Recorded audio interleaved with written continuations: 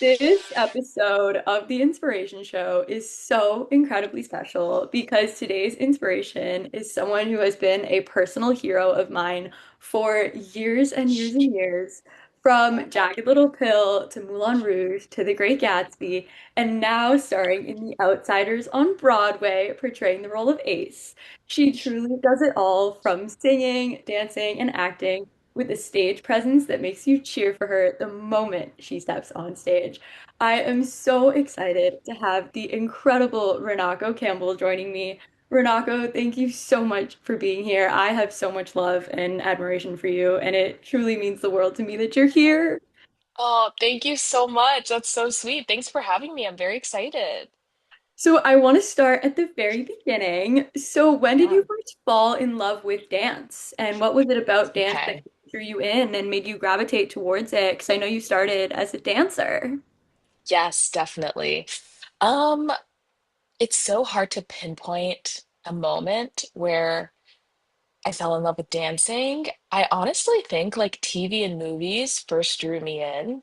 My parents like to say that I was always running around and tumbling everywhere and dancing around the house, but I think the first time I could actually understand what dancing was probably from the TV and like old Disney Channel and like old movies and things like that. So yeah, I fell in love once I started in classes, which actually came a little bit later, I think, than most people. I think I started in formal training when I was about 8, which still sounds very young, but I think everybody usually starts when they're like 3 years old. And for the longest time, I thought that, I would never be a dancer because I wasn't a toddler when I started formally training. But anyways, yeah, I think what first drew me in when I started the formal training was the rigor. I loved how hard it was. I was always an athletic child, and yeah, I liked kind of pushing my body to the limit. Um, and I also really liked how it made me feel. I didn't really understand why it made me feel so good at the time, but now that I'm older, I think I could understand that that was artistry. That was the beginning of artistry. So, yeah. Yeah, I relate to it so much because I feel like it's such a universal feeling between every single dancer. It's just like when you dance, you're transported to this whole new world. And like the people that Yeah. don't dance, they don't understand that feeling. But like once you're out there and your body's moving and you're feeling the music and you're just in the Yeah. spotlight in the studio, it's the most incredible feeling in the whole world. It really is. Yeah. I fell in love with it very, very early and I was just obsessed with it and begging my parents to put me in classes. So, yeah. Can you share a little bit about what your dance journey was like growing up and how it kind of shaped Yeah, you? definitely. So, I first started in ballet class, just ballet, I want to say once or twice a week when I was about 8 years old.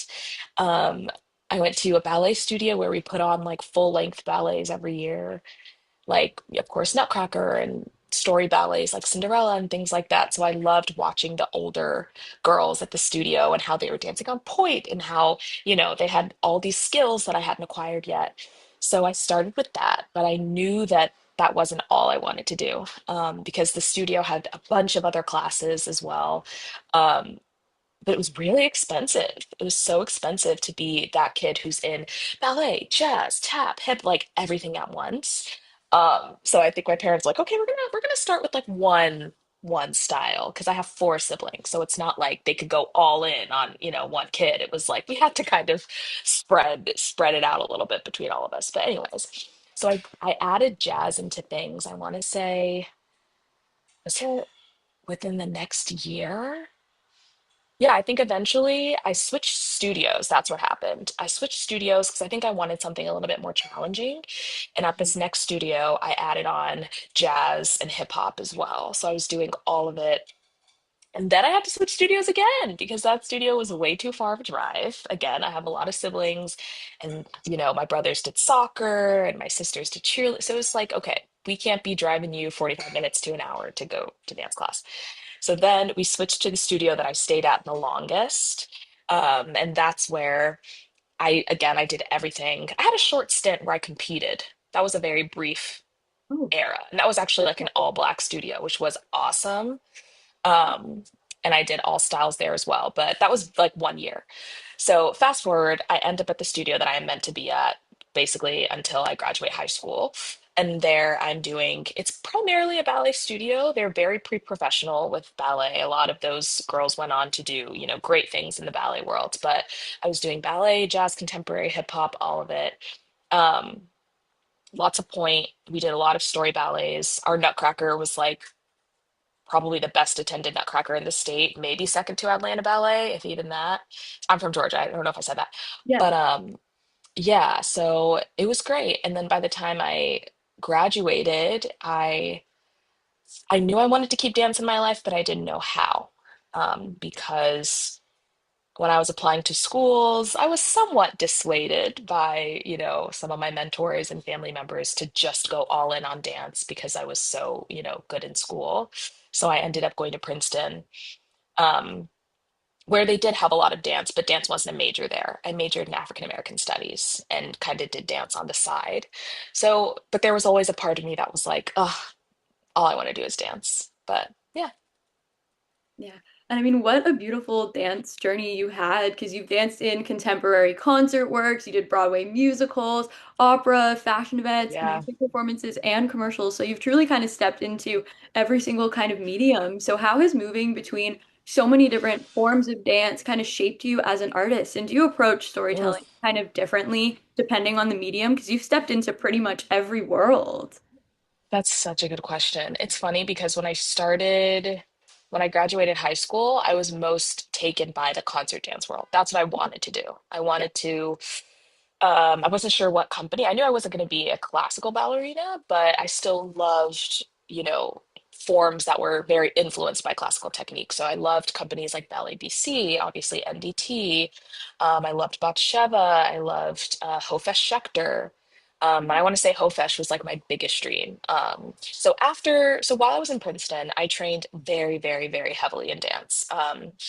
Again, it's not a BFA program, but because of its proximity to New York and because of its hefty, hefty, endowment and all the resources that Princeton has in general, if you are in the dance department, they're very open about, if there's a choreographer you want to come and teach, like let us know and we'll bring them in. So I got to do Crystal Oh, Pite rep. I got to do, again, Hofesh Schechter rep, like the best rep in the world.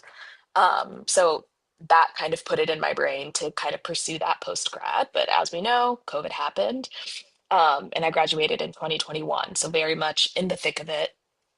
So foreign or companies abroad weren't hiring American dancers really. They weren't really trying to sponsor our visas. So I kind of I kind of had to pivot. So I kept training and I kept training, my contemporary skills and my floor work and all of that. But I ended up like applying to agencies online just because I was like, okay, what's this commercial side about? Because when I was a kid, I really wanted to do the commercial thing, like the Kids' Choice Awards and like, oh, the Cheetah Girls of it all. Like that was okay. like my first love. Yeah, yeah, yeah. Me Concert dance too. came later, but Yeah. like that's what I wanted to do. I wanted to dance behind, I don't know, Demi Lovato at an award show. That's what I wanted to do. So in a way, it was kind of like returning to my inner child.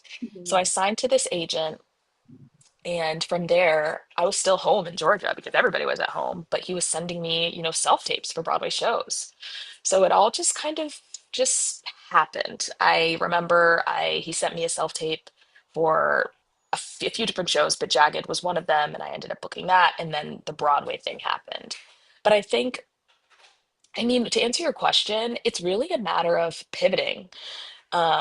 I wouldn't call myself exclusively a dancer anymore, but at the time, like being a dancer, ultimately you're a freelancer. Unless you are in a company where you're employed 52 weeks out of the year, um, you're a freelancer. So you kind of have to fend for yourself. You have to find what's next. And um, once Jagged closed and once I was living in New York, like I kind of had to fend for myself. I had to figure it out. I had to be online on Instagram, like searching for the next gig. The Met Opera happened, that fell into my lap. Then I was doing a lot of commercials. I did a commercial for Visit Panama. I did a commercial for like Taco Bell, Capital One, like all of these things that, Crunch Fitness, because they paid the bills. They were super fun and they taught me a lot. So I think it's very fun to move through mediums like that. And that's kind of what I've always wanted to do in dance is just kind of get a taste of everything. So I love that I can say that I've done that. I think I do. Do I approach artistry differently? That's a good question. I mean, I think they're all very different. You know, if you're performing for a camera, for a commercial, where your eyes are, your eye line, it's very specific. When you're in front of a camera in general, it picks up everything. So you often have to do less in a way for the camera. So, little things like that I learned versus, opera, I danced at the Metropolitan Opera, which is like one of the biggest opera houses in the world. So, the expressions were a lot more grand and there was a lot of acting within the dancing. And then of course Broadway, it's a triple, quadruple skill set of singing, dancing, acting, all of the things. So that's very different. So I think I approach them all differently because they require different skills, but I think my same like joy and love remains regardless. Yeah. Yeah, it's so special because I always bring it back to the toolbox analogy of like every experience you do, you get a different toolbox for your tool like belt. And I Yeah. think it's so special that like you've stepped into every single world and you kind of get to collect different tools and tidbits from all of those experiences. And when you Yeah. reflect on your dance journey, do you have some of your favorite like dance projects that you've been a part Mm. of that you would be okay to share? Yes, absolutely. It's so nice to reflect like this. I feel like very rarely do I get to sit and like really think about everything. But I have to say, Jagged Little Pill like was the most fun I think I've ever had in my life.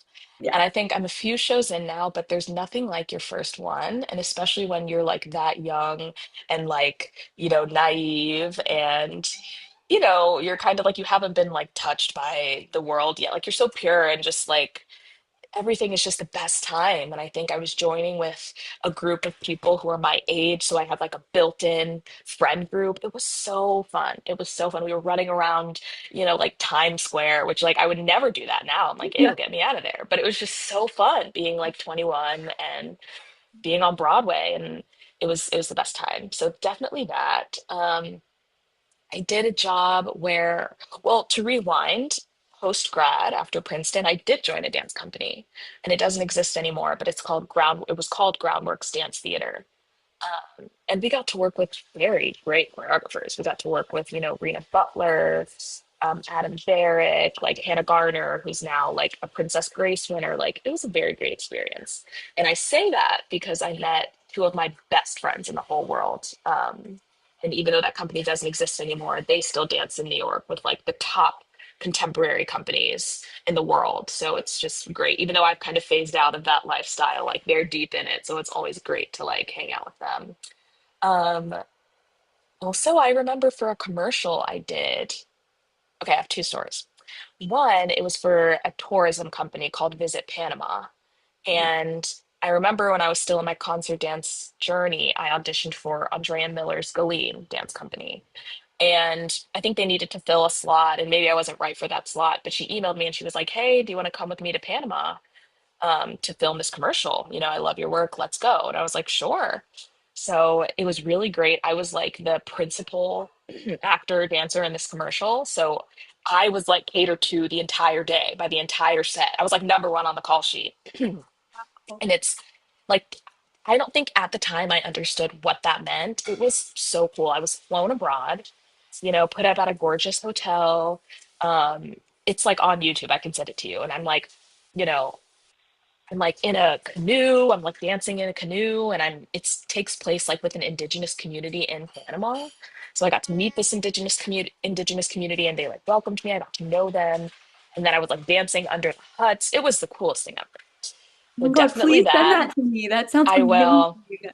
It's so cool. There are a lot of things on my Instagram that I archived in the nature of rebranding, if you will, Yeah. but I Yeah. should bring some of those things back. And then the last one I'll say, oh, okay, I have so many, but I'll say No, like one or I'm two more. living for this, Um, please. so I did a commercial for Capital One, and I played a cheerleader in this commercial. But things happen in post production with editing, with commercials. So sometimes you don't make the final edit. But the commercial was with Spike Lee, Charles Barkley, and Samuel Jackson. So major actors. It shot in Atlanta, so I got to go home. It was awesome.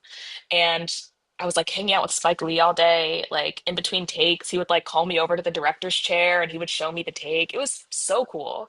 I was like, oh my gosh, I'm gonna be in this commercial. Commercial comes out. I'm not there. You literally see like my ponytail whip by. which just goes to show, like, in editing, like, you just never know what's going to happen. So, but to this day, I still count that as an incredible experience because I was learning from Spike Lee. Like, I watched him block, the commercial and the different takes. It was very, very awesome. And obviously, Samuel Jackson, hilarious, like, all of them hilarious. And then the last one I'll say, I love all my Broadway experiences. Yeah, that's a given. Yeah. But for these more niche things that people may not know, I did Vogue Fashion Week. It was called Vogue World. And it was a fashion show, but there was a segment where dancers walked down the runway and we all kind of busted out into choreography. It was incredible. And it was like Serena Williams went by, and then it was like our turn, and then like Lil Nas X behind us, and then Barishnikov was there. Like we were all like on the runway together, and it was the coolest thing ever. And then the people in the audience were like A-list actors watching us, like cheering us on. Because remember, it's a runway, right? So if you're standing on the runway, we're all facing outward as opposed to forward. So we're dancing facing outward. I'm pretty sure, I'm trying to remember what I was dancing in front of, like, I don't know, a Kardashian and like Anne Hathaway, like something crazy like that. Um, and I remember just texting my family in Georgia and being like, I don't know how I got involved in all these random freelance projects, but like, what a joy. And this was all like post Jagged closing. I like didn't have another Broadway show lined up. I didn't know what I was going to do. And I had some of the best adventures of my early 20s. So, yeah. That is my favorite thing about this industry is like you never Yeah. know where the road will take you and where you'll end Yeah. up. And those stories are just incredible. Thank you for sharing those. They like make Of me course. Sorry if oh, I'm long-winded, but you got me no, going. These are no, like I'm some of my most obsessed. treasured memories ever. Please. Oh, that's what we're here for. So, we're going to dive into all things Princeton because you graduated magna cum laude, my queen, from Princeton University with a degree in African American Studies, and you also did a certificate Yes. in dance. So, how did your Yes. time at Princeton prepare you for a career on Broadway and performance, and how did it really shape Yeah. you as a performer? Yeah. Well, first of all, I have to say, I loved my time there, and it still kind of breaks my heart that I didn't get a full experience there Yeah, because my junior spring was when everything shut down. But I was having such a good time. I mean, academically, the rigor, um, I loved it. I was always that kid in school who loved the work. Um, I majored in African American studies. I flip-flopped between a bunch of different majors. There was a point where I thought I was going to major in philosophy. There was a point where I thought I wanted to do French. But I landed on African American studies because it was this incredible, like, interdisciplinary major where you had to take politics classes, law, you had to take art classes, specifically on Black art. Like, I loved how interdisciplinary it was. And then the dance department, it was awesome. I worked again with some of the best repetitors and choreographers in New York City and in the world. I was doing the same rep as my friends at Juilliard and my friends at, Tisch. We were doing like the same pieces. So I was like, wait, maybe it's fine that I didn't also go to those schools. But yeah, in terms of how it prepared me for Broadway, sometimes I think back and I'm like, wow, if I could do it over again, I absolutely would have done, I would have done improv. I would have done plays and musicals, but I didn't do that when I was there because musical theater wasn't my dream. I didn't really know much about musical theater at that time, if I'm being honest. Growing up, the most I knew about musical theater was maybe The Lion King, and like I remember I watched The Search for Elle Woods when I was super young. Like that's all I remember, and that was on MTV. Because I have to say, like, Broadway is not very accessible. It's not something that, like, the average person, especially outside of the tri-state area, knows a lot about. truly. Um, and if you don't have parents or grandparents who is, like, playing these old show tunes in the car or showing you the cult classic, theater movies at home, you're not going to know what these things are. So I didn't know what that was. And then as I got older, I would go into the city and see shows. But even then, I wasn't like, oh, that's for me. I can do that. I was like, that looks really hard. Look at them. They're singing, they're dancing, they're acting. Like, I don't know if that's for me. I'm just over here doing my pliés and my floor work and like my weird improv. And, I didn't see that happening. But yeah, as I was saying, if I could go back, oh my gosh, I absolutely would have delved into all of that. And it wasn't until my sophomore or junior year, I started taking a class. It was like a series of master classes from Adam Hindman. And Adam Hindman is a Broadway, used to be a Broadway performer, and now is like a Tony Award winning producer. He was in Aladdin, he was in Once on This Island, he was in Hades Town. Like he's amazing. And now he's a producer. But he also went to Princeton. So they had him come back and teach Broadway master classes where he would have his friends from various shows come into class with him and teach choreography directly from Broadway musicals. So Kate Sruthatani from Jagged Little Pill taught from Jagged, and this was before I knew who she That's was. so full circle. Oh my God. Right? And then we had somebody teach like American in Paris stuff. We had Hamilton, like all of these different things. And that's when I was like, wait, this is so fun. I'm pretty sure Corey Pettenod came and taught something from Aladdin. Um, like it was the coolest thing ever. So that's when like I was more and more curious about it. And I thought of it as maybe if concert dance doesn't work out, maybe I could go into theater or whatever. So to answer your question, Princeton didn't, at least based off of what I did at Princeton, it's not like I walked away with voice lessons out the wazoo and like my monologues ready. Like I graduated with like an extensive like elite dance background and like that's it. Now what I will say is I grew up playing violin. So I played I didn't violin know this. for Yes, so I played violin for, let Wow. me see, like 6 years, maybe six, seven, 6, 7. And I so that's how I can read music. I lost a lot of those skills, but once I did start getting more into singing for Broadway, a lot of those skills were still there. So yeah, I could read treble clef, like I can read music. So that kind of helped in the Broadway world. And then I grew up singing in church and things like that. Obviously, I needed like refinement and I needed to do my homework in terms of like golden age versus contemporary. Like I had so Yeah. much homework to do. So I can't say that Princeton prepared me in the traditional sense, but what I will say it did prepare me for was being my own person and being my own artist. When I graduated from school, it's not like I graduated from a BFA program where they mold you into a certain type of actor. I graduated and I was like, this is who I am. I graduated a very opinionated person about what I like in art versus what I don't because Princeton, all art classes at Princeton, like that's one of like the cornerstones. They teach you how to talk about art, and how to form your own opinion. It teaches you how to be an independent thinker. So I graduated with all of those skills that did end up translating to my career later. Wow, it's absolutely incredible. And I think it's so special too to like see someone who has been on Broadway and done so much theater. And like, I always say you don't need a BFA, but it's so special to see that those who don't get a BFA, the lessons that translate into their theater and into their career, whether they're on Yeah, Broadway or not. It's so special to see that like you don't have to hit an A. You don't have to have all your monologues ready in your back pocket. You have so many lessons that yeah, you learn throughout your schooling that aren't necessary, like BFA and musical theater skills, but it yeah. prepares you in such a different way. And you get out on stage and you don't know who has a BFA in musical theater and who doesn't. And I think that's what's so No, special is like, I look at some of my other inspirations, like who went to medical school and are now on Broadway, who did yeah, architecture and are now on Broadway. Like, it is so cool to see everyone's journey being so different. And I know after kind of growing up with dance, I want to dive into your theater journey. How did theater kind of yeah. enter your life, and when did you realize that it was a passion of yours and this was something you wanted to do professionally? Yeah, it's such a good question. And it's so convoluted. It's been such a journey for me. Um, but what I will say, back to what you said, that's so right. The BFA versus not thing, it's really not necessary. And when you go into college and you're 18, 17, 19, whatever it is, you don't know anything. Even if you're taking these classes, it's like, is it really sticking?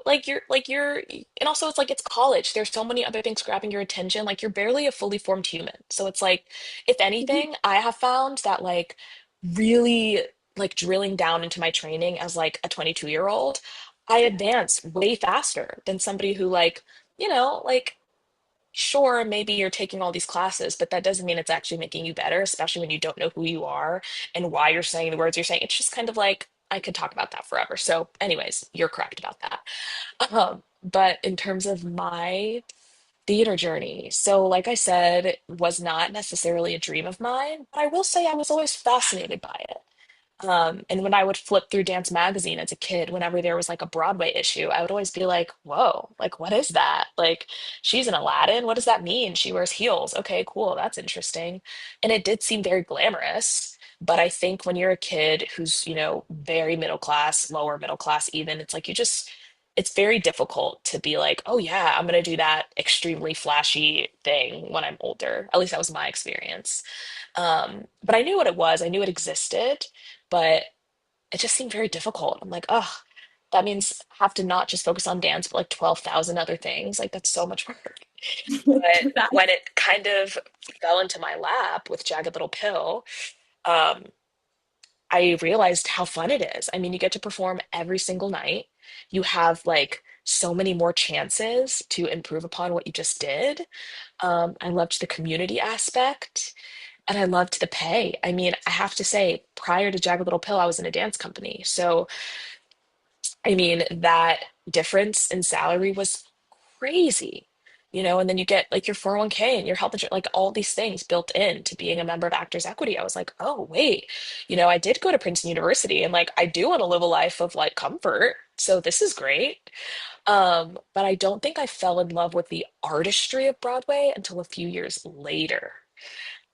So I did Jagged Little Pill. When that closed, I was like, okay, that was great. Like, will I ever do a Broadway show again? Hopefully, maybe, but I wasn't sold on the fact that like I was a Broadway performer. To be honest, part of me was like, I think I just got lucky and I did the show and that was really great, especially because the style of that choreography was very contemporary and like City Larby Cowie was the choreographer. And he started in the concert world and the contemporary ballet world. So his movement just translated very well on my body. So yeah, I thought it was kind of a fluke in a way. And even when I would do other Broadway auditions while I was in Jagged, it's not like I was getting a bunch of final callbacks either. So I was like, yeah, this Broadway thing's pretty hard, but like I'm glad I got the experience I got. It wasn't until 2023 when I booked a workshop of Gatsby and American Myth. Um, with Rachel Chavkin directing, Sonia Taya choreographing, and music by Florence Welch of Florence and the Machine, that I was like, oh, this, I love this. And that isn't to say I didn't love Jagged. It just, again, I didn't know if that was like something that was genuinely like mine or not. But yeah, when I did Gatsby, I was like, this is just, that's when I was like, okay, wait, I think I want to do the musical theater thing. I think I want a full send musical theater because after Jagged, like I told you, like I was doing all these commercials and I was doing all these other gigs that I kind of was going the more commercial dancer route. And then after I booked that workshop with Gatsby, I was like, just kidding. We are going musical theater full throttle. Um, because I that was the first time I felt like really good writing, really good music, and really excellent choreography merging to tell a story very well. And that's when I was like, oh wait, musical theater can also look like this. It can also be gritty. It can also be dark. It yeah, musical theater isn't a style. It's just a medium. So I think I just needed to learn that. And then since then, I've just taken off with it. It's so incredible when you kind of realize musical theater in front of your own eyes. I always say it is the best way to tell a story because when you got the singing, the dancing, the acting, and you put all of it together, it is the most beautiful thing in the whole world. And to see it Yeah. transcend and how it's received by an audience when it's done well, it's so beautiful. And I always say getting bit by the theater bug is just the greatest gift. And then getting to Yeah. experience theater, that's the cherry on top. It is so special. So I want to So talk more special. about your inspirations and what really inspired you to become a performer and who's been an inspiration of yours throughout your incredible Oh, career. this is such a difficult question.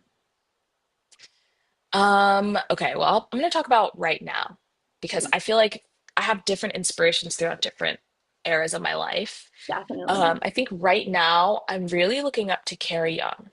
She is an actor, primarily in the theater world, but she's also breaking out into film a lot more.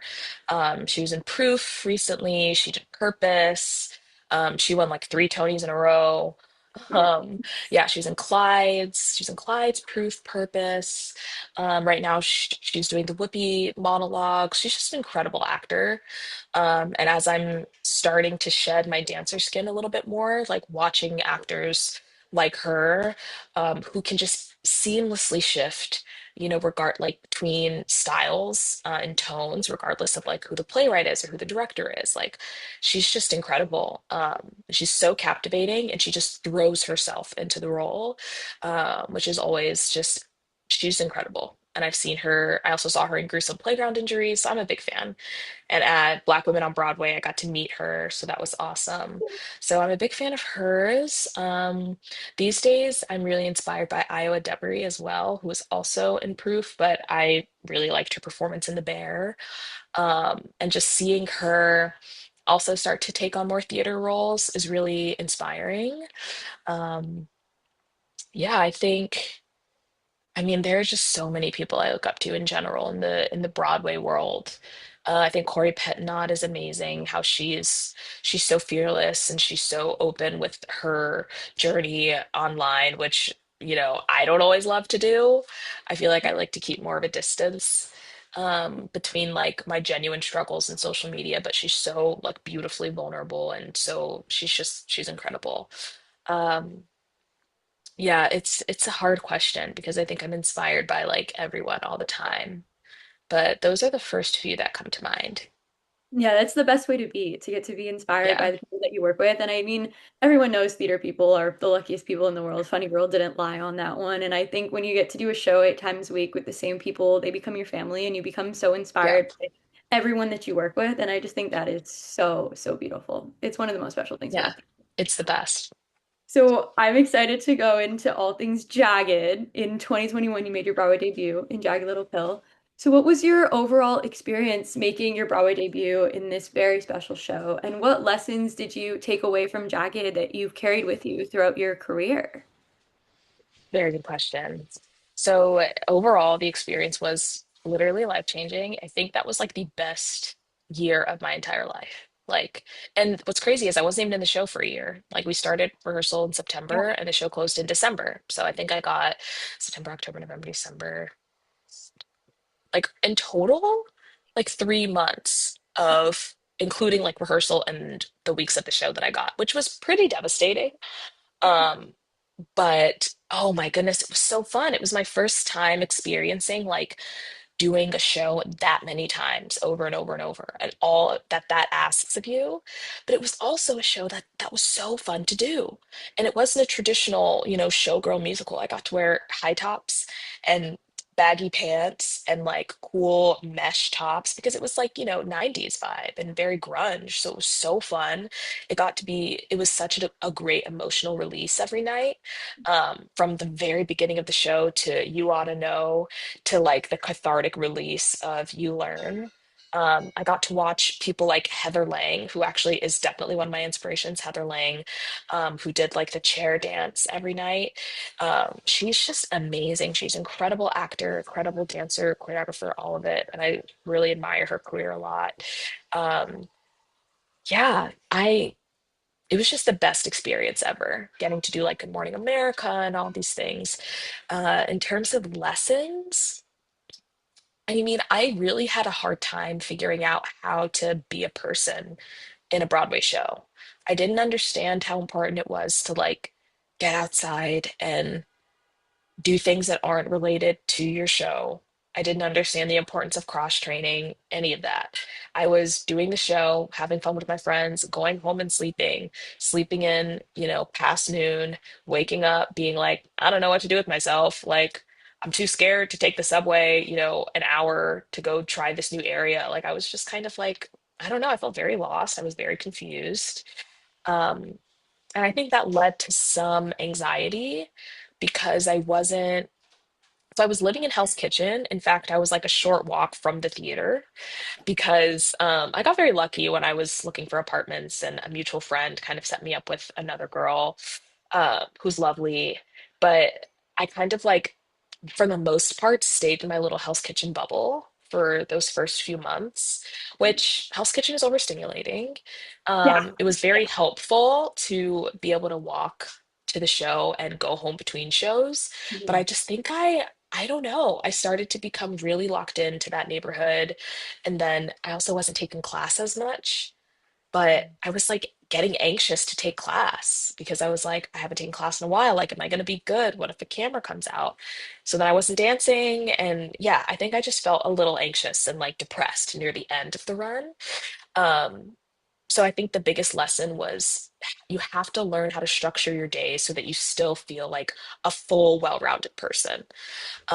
I was still going out and I was still going, Lower East Side and doing all of like the early 20s things that you have to do. Like, don't get me wrong, I was very much out and about with my friends, and I had like a cute joint birthday party with Jane Bruce, and I felt very cool um, at Clandestino. Like, I still did the fun That things, but yeah, I feel like that first year I did not know how to be a person because I was just too young. So, Yeah. yeah, I just want to thank you for being so open about that because I feel like that's something that yeah, a lot of performers don't really touch on. And I mean, it's something that I'm so grateful that like all the lovely performers like yourself who've kind of gotten to sit down with me and kind of take me under their wing and shared their experiences about doing national tours and being on Broadway. And I yeah, just want to highlight doing 8 shows a week and having your own life is not an easy thing to do. And people don't realize how hard it is to be your own person and to go out and do things and experience the world while you're doing a show. So thank you for being so open about that.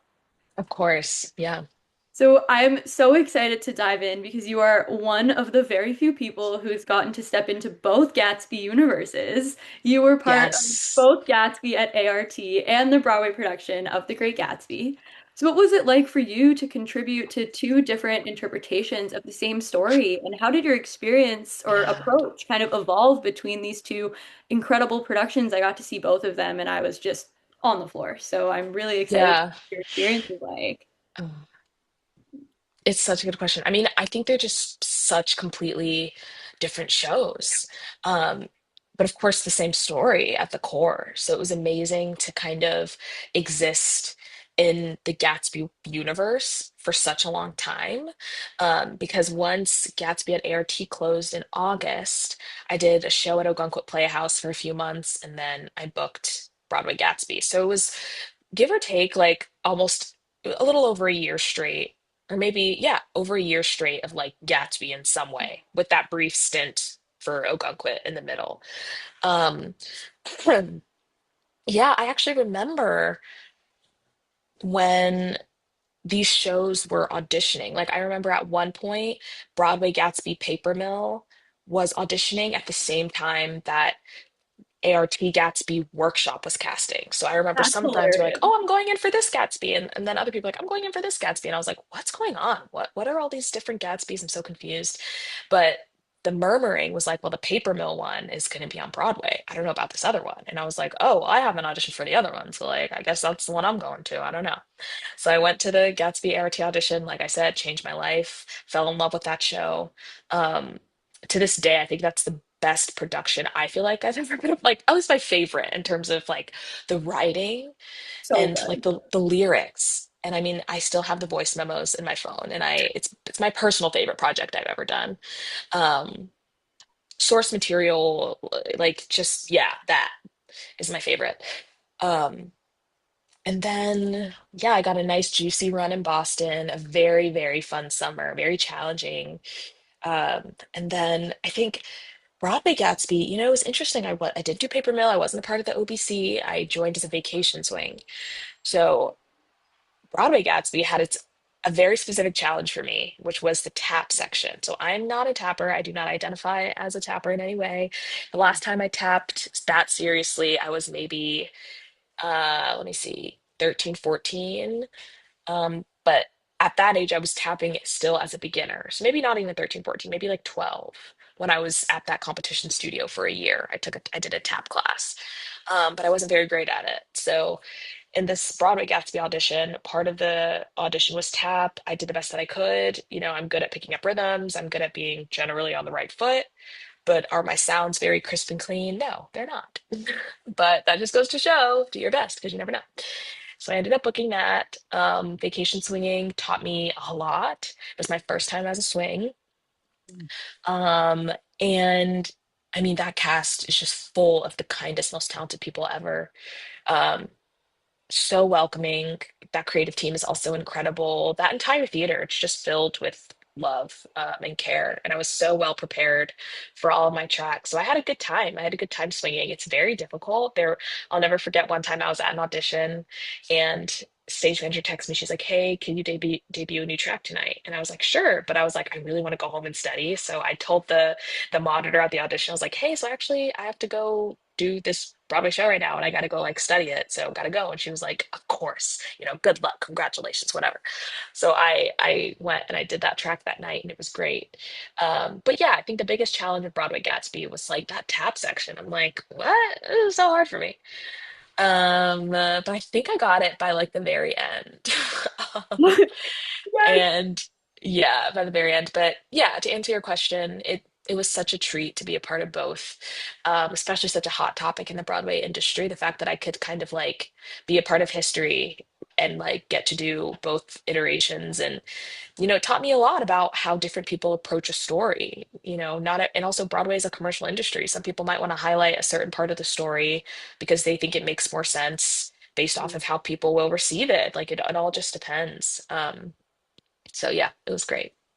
Shout out Dominique Kelly and shout out that tap section because I grew up tapping Yes. and I still do. And I will never forget the first time I saw that show, my jaw was on the floor. I mean, it's so cool because I feel like Broadway, I don't want to say it's shown away from tap, but I feel like you don't have a lot of tap numbers on Broadway anymore. So to get to see that was so, so special. Yeah, I always tell people if I ever teach a master class or something and if it's a group of dancers, I'm like, listen, if you can keep tapping Yeah. because it doesn't go anywhere. I mean, Aladdin, Boop, Yep. Gatsby, it's genuinely everywhere. Even in like a few areas in Hamilton, people may not see it, but Yeah. there's tap footwork in there too. Like it's everywhere.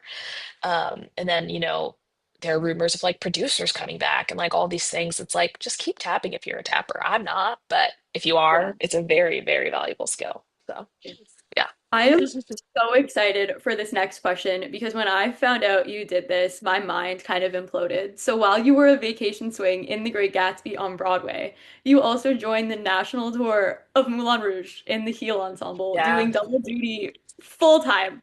So that is an Yeah. extraordinary amount of material to keep performance ready across two productions. What was that Yeah. season of your life like, and how did you balance the physical, mental, and like artistic demands of both those shows? Because like you were doing a Broadway Yeah. show, you're doing a national tour, so having to go out on the road. What was that like for you? It was a very fun and tiring, but mostly rewarding era, I think. At the end of the day at Gatsby, I was a vacation swing, right? And I was very, Yeah. very fortunate to basically be in the building for like weeks straight and like maybe a week off here and there, maybe 2 weeks off here and there. But basically, I was like in the building full time, which is great, and which I think most vacation swings are across all shows at this point because coverage, every show is always down coverage. So I was almost always there and it was awesome. But at the end of the day, it's not a full-time job.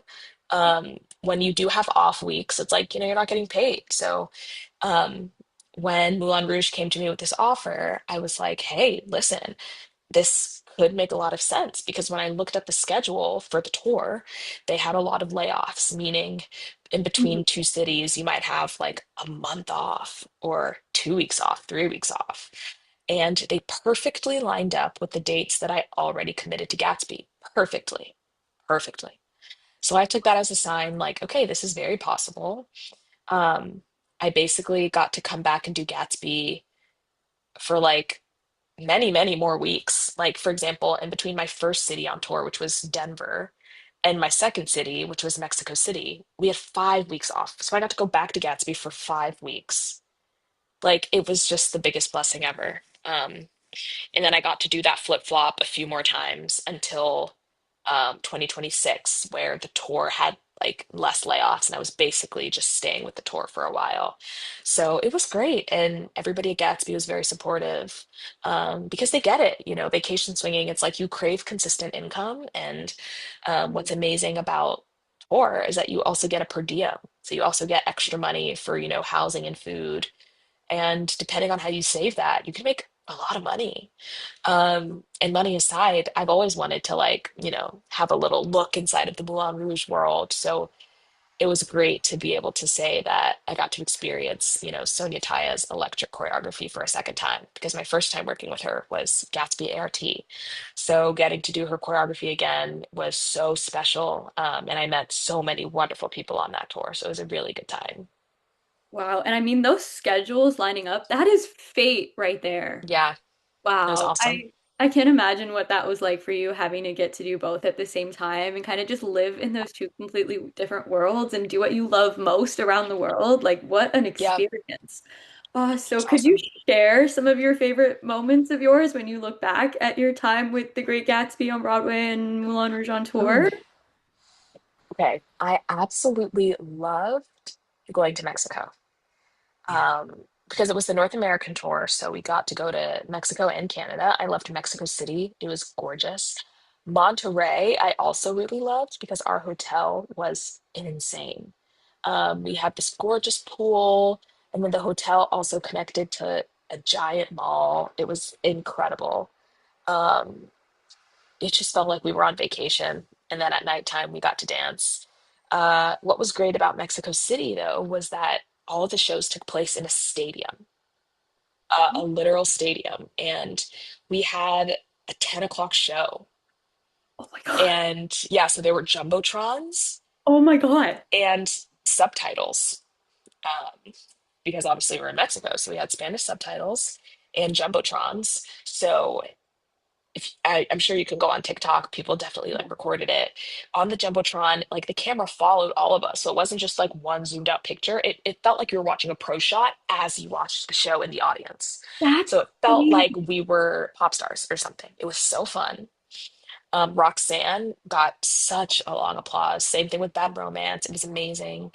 Um, yeah, I loved our time in Mexico City and Monterey. And let's see, I also loved. Well, rewind. Regret, it's not really regret. So I had a wedding to go to, so I had to leave Monterey early. But when I left, they went to Barbie Land or something like that. Or it's some kind of like Barbie themed bar restaurant situation. And it only exists in Monterey, I think. And I couldn't go, but it looked so cute. It looked Oh, awesome. Um, I also loved, I have so many memories. Denver was cool because that was my first city and like I hadn't really like, solidified like my friends yet. So I was solo exploring a lot and I went on some cool hikes. So that was great. I loved Vancouver. Vancouver is beautiful. I loved Costa Mesa, California was fantastic. Great weather. Went to the beach. Um, but one of my favorite memories on tour, we did a tights race, which is basically when we got a bunch of tights with holes that couldn't be used, and we had, the wardrobe team in on it, got us a bunch of tights that had a bunch of holes in them, made sure they were nice and clean, and we did a race with the flats. So the flats, they don't have to wear 3 layers of tights like the heels do, unless you yeah. play baby doll. So we thought it would be a fun challenge to treat it like a relay race where you had to do 1 layer of tights. Everybody's seated, so you have 2 rows of seats with all the flats. You start with 1 layer. Once it's on, the guy next to you does their layer. And they keep going. And then you go back to the front of the line. Then you got to do the fishnets. Once the fishnets are on, then you got to do the medallion, which is like the little skinny, teeny, teeny one with like the little straight line down the thigh. Then you got to do God. that one. And you should have seen how they were struggling. It was absolutely I'm hilarious. obsessed. Um, this was late after a show. All of the crew, everybody was there, crammed into like a heels dressing room. It was incredible. That was Costa Mesa. That's probably like my top memory. And then Broadway Gatsby. Let me think. I mean, my first show, I felt so proud of myself because again, it was hard. It was my first time swinging, and swinging is hard. Swinging is very hard, especially at a show like Gatsby, where the ensemble, every single ensemble member has a feature, every single one. So Yeah. it could be a spoken line feature, like a scene. It could be a song, or it could be, it could be the tap feature. Like everybody has a feature. So I had to know all kinds of sung lines, all kinds of spoken lines, different dance features. So my first like 3 tracks that I got to do, I felt like Superwoman. I was so proud of myself. That time where I was at that audition and I got that text about coming in and debuting a track. Once that show was over and it happened, it went fantastic. It was so good. I was like, wow, Renako, like you're really doing the swing thing, like, and you're doing it well. I was very proud of myself. And obviously, so many mishaps happen, in general Yeah. on Broadway, but especially as a swing and especially as a vacation swing, I just really had to give myself a lot of grace because, I'm, as most performers are, I'm a perfectionist. So that was a Me great too. Me too. lesson and just letting it go because the Yeah. audience probably doesn't know. So, Yep. They yeah, don't know. Yeah, shout out Swing Nation just for yeah, wow. Like that is not easy. And especially when you're doing two shows at the same time, doing double duty, that doesn't make yeah, swinging any easier. So just yeah. wow. Oh, I Luckily, am, with Moulin Rouge, I only had my one track. I think yeah. if I were also swinging that, I would have felt extra Oh yeah. crazy, but yeah, 1000%. Shout out Swing Nation. So it is time to head to Tulsa because you are currently portraying the role of Ace in the Outsiders musical on Broadway. So could you share a little bit about your journey with the Outsiders from your audition process to where you are now? Because I know you sent in cherry tapes for La Jolla, which Oh my is gosh, yes. crazy. And then So funny. did you go in for the tour? Like what was your audition process So, kind of like? yeah, it was a long process. So, when La Jolla was casting, I feel like I had a lot going on. I was doing a lot of these like commercial projects and um yeah, I think I had like a conflict with La Jolla going in for that audition. So they were like, "Hey, put a bunch of this stuff on tape." So I did. Some of it was the cherry stuff, which I think almost every woman had to do, especially at the Yeah. beginning, because they don't know what they want. They don't know, how like what the official breakdown of each character is going to be. So yeah, I did like some cherry sides. I think I turned in a song or something like that. And then, yeah, I continued on doing other things.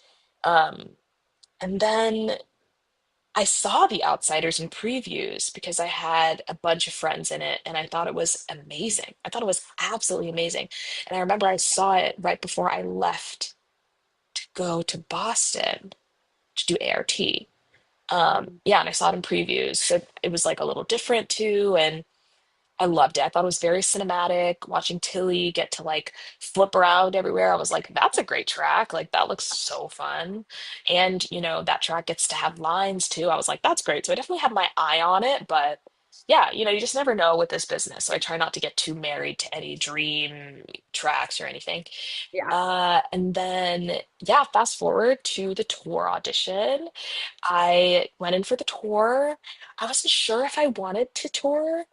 Hmm. Um, but it was a first national, so I was like, listen, like this could be awesome. And then when I went in for the audition, I like fell in love with the material.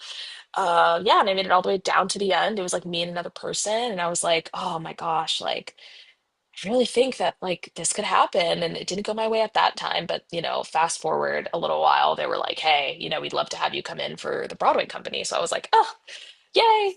I just had that feeling that I was like, my journey with the show isn't over because I just felt so good about the work that I did in there. Um, so yeah, Broadway happened and it's just been the best time. I am having the best time. Yeah, I've gotten to see you do the show twice now, and I just mean, wow. Like that track, I love Ace so much, and we'll get into our love for her later. I'm sure we'll Yeah. have some shared chat on that, but it's just such a beautiful show, and I mean, it is my favorite story. It's the first book I ever loved. So I want to ask you, before getting cast in the show, were you at all familiar with the story, and why did you feel the need to be part of telling this story? Yeah. I did. I read the book in sixth grade. And, it's that book it's an easy read, like Yeah. you can like easily digest it, as a young person. And we got to watch the movie too. And I always tell the story that I'm such a baby when it comes to like blood and, action movies that can be gory. And The Outsiders is like not gory at all. But I Yeah. think in my young 12-year-old brain, I was like, oh my gosh, like guns, like what's going on? I can't believe we're watching this in school. Um, but I thought it was such a good movie, and everybody was crying at the end. So yeah, very, very familiar with the material. And what made me want to be a part of telling the story was just how Danya and everyone, the writers, Jamestown Revival, Adam Rapp, how everybody truly was so incredibly intentional about crafting everyone's track on stage. Everybody matters, even the fact that everybody has a name is just a testament to their intention with which they created this show. Um, everybody everybody matters on stage. Everybody's very instrumental. I like that the show feels like a play with music. Yeah. Um, I think it's a beautiful challenge. It's like anytime you're on stage, like for example, before Grease, it's like I run on stage and I'm just kind of there, but you have to be active because your presence on stage, it matters. You're there for a reason. You're a part of this gang, but it's not the kind of musical where it's like, and now we break into song. Everything is very grounded. It feels very real. Um, so when I saw the show and I noticed that, I was like, wow, everybody gets to act their faces off and you get to walk away knowing that you told a story with such a gorgeous message. So I knew that, if given the opportunity, I would love to be a part of it. So I'm very, very, very happy to be here.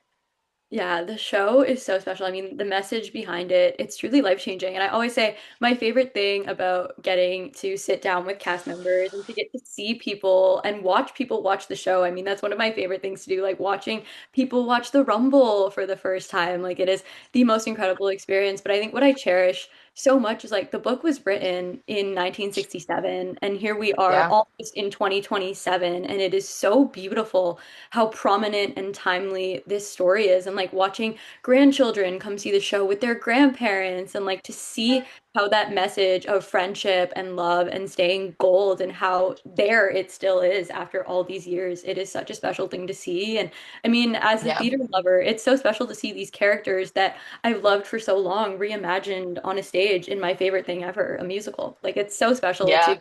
get to be even the smallest part of that journey. It's incredible to get to watch.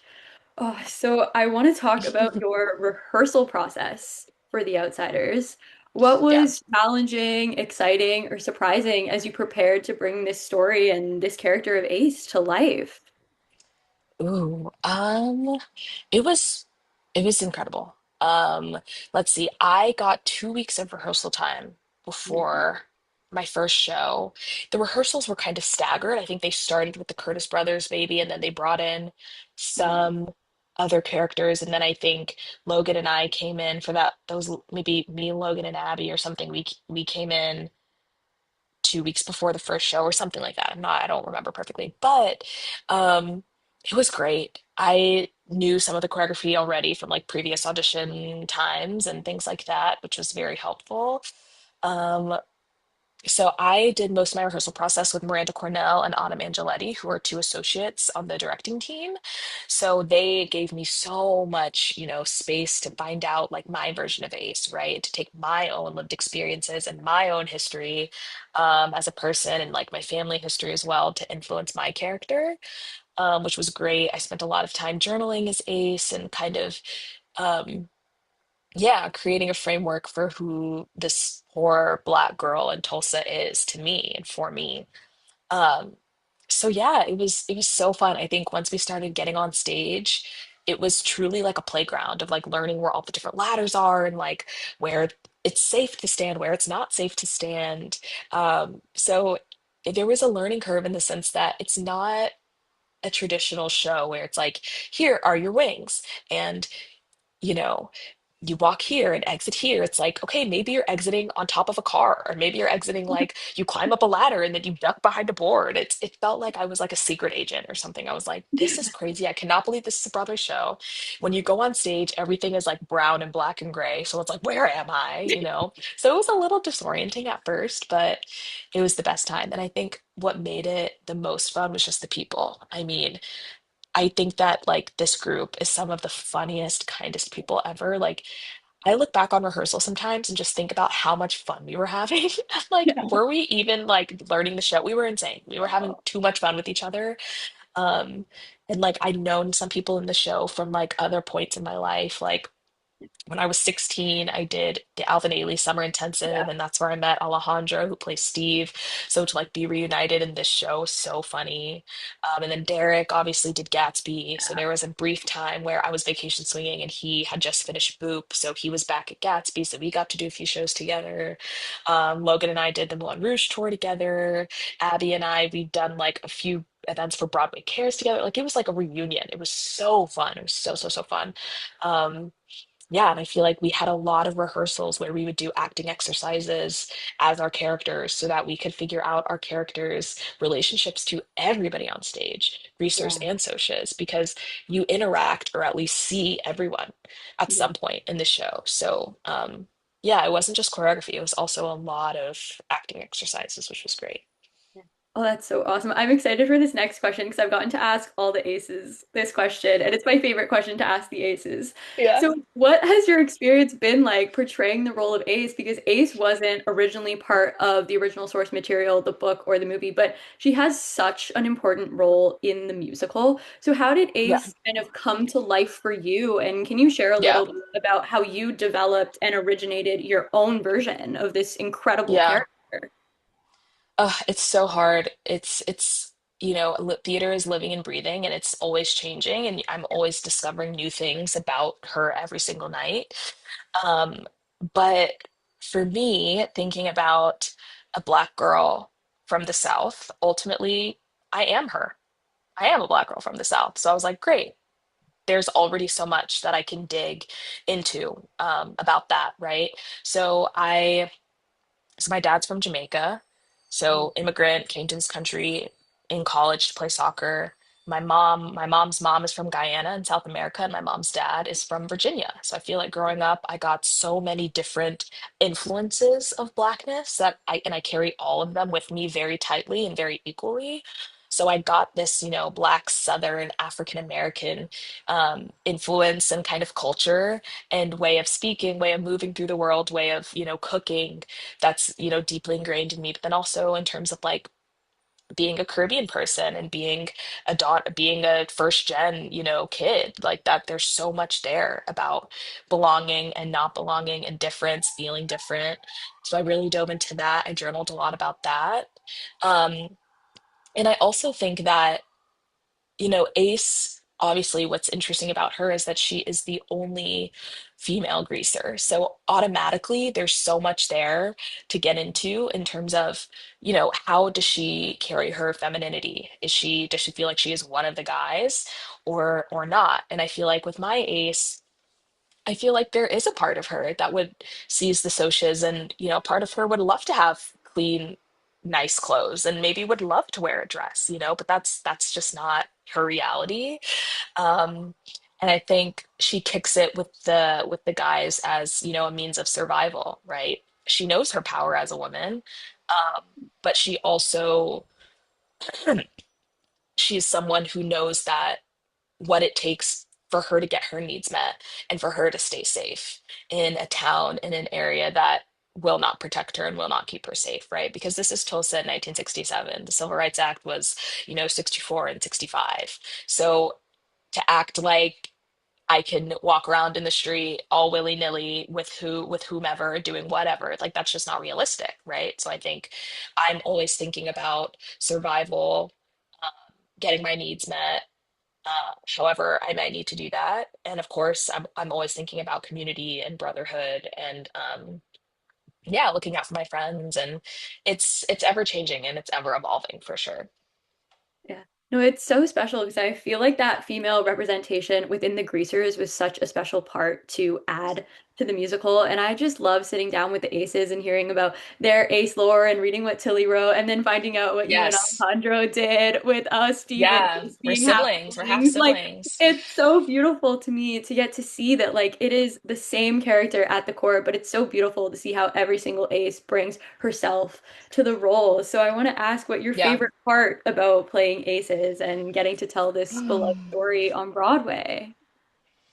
My favorite thing about her is like it's her layers, right? Because she struggles a lot. She hasn't had an easy life by any means, but she's also so joyous and she's so silly and she's always doing something so dumb, and I think she really maintains her sense of like joy and wonder throughout the play, even when you do get glimpses of her longing and her yearning for something more, right? You see that in Great Expectations. You see that, during the breakup scene where she's like witnessing, violence towards another woman. Like you see those moments, but you also see her moments of like being stealthy and like stealing one of Soda Pop's shirts and like whacking him on the butt with it. And you see her, she has a lot of fun.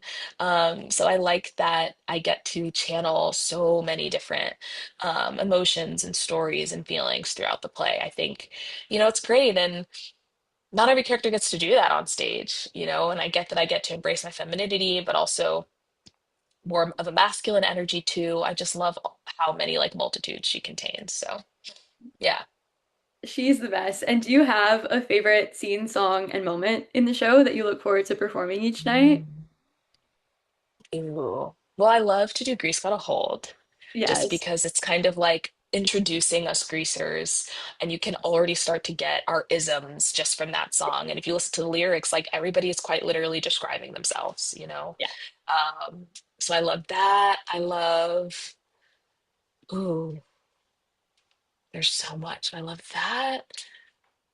Drive-in's always fun, but I really love after the Rumble where we're celebrating, we're cheering, and then, you can kind of like feel a tone shift when Tubit is like, I wish it was one of us. We could get along, without any one of us, but not Johnny.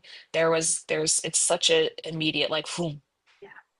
tone shift, and I feel like that's very challenging for all of us as actors to stay present, and to really take each other in and take in the moment, and that's always a fun challenge as an actor. So yeah. Yeah. And I have to ask, what's it like doing the Rumble each night now that you've had some time in the Oh, dirt? How does it feel now that you it's got used so to it? fun. I always say It's the Kevin best Williams time. Paul taught me about the water temperatures when he was on the Oh podcast. yeah. So what's that like for you? How's it been Well, rumbling? I feel very lucky because in my research, okay, the Yeah. downstage Yep. water Yes. segments are warmer. Will confirmed this too. I was hanging out with Yes. during booth bites. Will was like, Paul gets the warmer water. He's like, I'm a Yeah. princess. I feel great. I feel great because the downstage water is warm. Yeah. Um, but what I also noticed is that when the water first comes down, it's like lukewarm for a second and then it warms up. So by the time I'm running across the stage to like try to deck Bev, by Yeah. that point the water's starting to heat up. So Yeah. the temperature is great. Rumbling is so much fun. It's so fun, and I think like the more I've done it, the more I'm finding new ways to find honesty in it. Yeah. And to really show the rigor and show the work. And Danya and the Coopermans talk a lot about not being afraid to show the work and to show the like, your body is like achieving failure at this time. It's like we could all literally die in this moment. Yeah. So not being afraid to like show that, because it's easy to be like, we're so strong, we're fighting, but it's like, Yeah. wait, but like that's not realistic. So it's fun to lean into the realism, and like kind of move my body in a very zombie way, because I'm Yeah. being pummeled, and I'm not, so it's really fun. Yeah. My favorite part of the Rumble is that ace lift. It gets me every time I'm in the audience and I know the timing for it. I'm just like, boom, there she goes. Like Yep. it's my There I favorite, go. my favorite part of the Rumble. Thank So, you. aside from being a star on the stage, you are also our star, our host of Friday at the Live-In. What Yeah. inspired you to start Friday at the Live-In and give everyone a glimpse into your world at the Outsiders and at the Jacobs? Great question. So what a lot of people don't know is I didn't start it. So actually the social media team, Oh, they let's had this whole go. idea. Yeah, they had the idea. And they were like, hey, we think that you'd be a great host. Like, would you want to do this? And I was like, sure, this sounds so Yes. fun. At intermission, like I'm always goofing off with everyone anyway. So I was like, sure, people can watch if they want. So yeah, and then after that, like the next day was our first one, and it's really fun. It's a tall order because I feel like the fandom, like they have their things that like they like to see and that they like to ask, and like, you know, with previous like podcasts and lives and things like that everybody in the previous cast did, it's like they got to see so much, so now it's just a matter of like what haven't they seen before, or maybe what new questions do they have for like us newer people in this show, or maybe what else might they be curious about. So it's been fun to kind of engage with the fans in that way and have them get to know me a little bit more. It's It's really fun. It also helps me like on Fridays, it's like the end of the week and like that's when the Yeah. fatigue starts to set in, but to know that like we get to do something fun at intermission, I feel like it's uplifting and it gives us a little boost of energy. So Well, it's so special and so it's fun so to fun. see. And I, of course, have to ask what your highlight moment has been in The Outsiders so Ooh, far. highlight moment. Honestly, that ooh. Okay, I have two. So Yeah. our first show was the first highlight moment because that was our first time, all of us new people, that was our first time doing the Rumble with water. Yes. Which is my And favorite part about hearing is everyone's first show is the first time they do the Rumble full water. yeah, It and makes crazy. also it's nuts. And also when we had our put in, I don't think we got to do the full show in like perfect succession, like beginning to end, all parts of it. At least that's how I remember it. I remember after doing the put in, I was like, okay, so the first time I do the show beginning to end with all elements will be the first show. So I was definitely really scared. And also it's like I hadn't mastered like backstage yet, and I also hadn't mastered like the architecture on stage. So there were some moments in my first show where I was like, okay, is it the more upstage ladder? Okay, cool. Like I was kind of doing it in real time, just being honest. And luckily, That's how like, it is sometimes. everything was right. Huh? Yeah. That's how it is sometimes. Yeah, Yeah. seriously, because it's like we were so well prepared, but it's just like, look, we're only human. Yeah. It's incredibly dark, Yeah. everything is covered in dirt and water and mud. So Incredible. Yeah. you just have to be smart. You have to be smart. You have to think in the moment. You have to use your peripheral vision and figure it out. So like I remember before Great Expectations, I'm like, okay, is it this ladder? Okay. So I climbed through the ladder and I'm like, okay, I know I'm supposed to take 8 steps and then sit down here and it's so dark and I was shitting it. But Yeah. it was great. It was a great first show. I was so proud of us. And it was euphoric. Like afterwards, we had a nice toast in the basement with all of the producers and all the creatives and everything. So we all felt so accomplished because it's a beast of a show, and especially for us people who had like 2 weeks of rehearsal and that's it. We were all very proud. I also really loved I think was it the third year anniversary of The Outsiders? There was like an anniversary Yeah. party, or maybe it was the second year Yeah. anniversary Second year. because it Yeah. opened in 2024. Yeah. That's right. So it was the second year anniversary party, and we did that at Bond 45. It was so fun. OBC, a lot of OBC was there. Um, all of the new cast, producers, creatives. It was so fun. It was like so much delicious food and drinks, and then afterward, a bunch of us we went dancing in the Lower East Side. It was incredible. It was like such a fun bonding moment because we'd only been in the show for a few weeks at that point. So it was such a good time. And then I also want to say when my whole family got to come and see the show in Oh, June for my mom's birthday. And yay! at that point, my face was already on the outside of the theater and Yeah. everything. It was perfect timing. It was Yes. perfect timing. So they got to do like photos there, and, extended family was there too. It was genuinely so much fun. So, yeah, So special. I it love was this great. show. I love the family. I always say The Outsiders is the most incredible show I've ever seen. And Yeah. it is the honor of a lifetime to get to sit down with both casts because I always say The Outsiders knows how to cast. They cast the people with so much love for this story and this industry, and Yeah. they are all such great inspirations. And it's just an honor beyond words. So, to close us out, looking back on everything you have achieved in this industry, what advice would you give your younger self entering the industry? Mm. Ooh, my advice for my younger self. Be open to change. Don't try to plan everything out, and as I'm sure you've kind of picked up on, it's like I've had such a crazy winding roundabout way of doing this, and it's not like I sought out to do this, so just stay open to like potential surprises and reroutes. Um, yeah, because you can really surprise yourself where you end up. And even now, it's like I love theater, but I'm so curious about like TV film work and like on-screen work too. And I would love to do like a straight play, and I would love to do, it's like my biggest dream of all time is to be like a series regular on a TV show, and these were dreams that I could not have even imagined having when I was, in college trying to be a dancer in Europe. Like how did I get from point A to point B? It's just by like letting life happen and going slow and allowing yourself to pivot and shift and change. So I would just say don't try to plan everything because life is just going to surprise you anyway. Oh, it's so special to see where the roads kind of take you because they take you to some destinations that you never thought you'd see before. It's really, really awesome. Oh, Yeah, Renako, thank you so much for joining me on the Inspiration Show. This has truly been one of my favorite episodes, and this conversation will have such a special place in my heart forever. Words cannot even begin to describe how much it means to me that you were here and what a guiding light you have been for me. I'm well, in thank constant you. awe of your incredible talent. You truly do it all. And I'm just so grateful for the opportunity to get to look up to you and watch you shine. It was such an Thank honor. Thank you. you for inspiring me.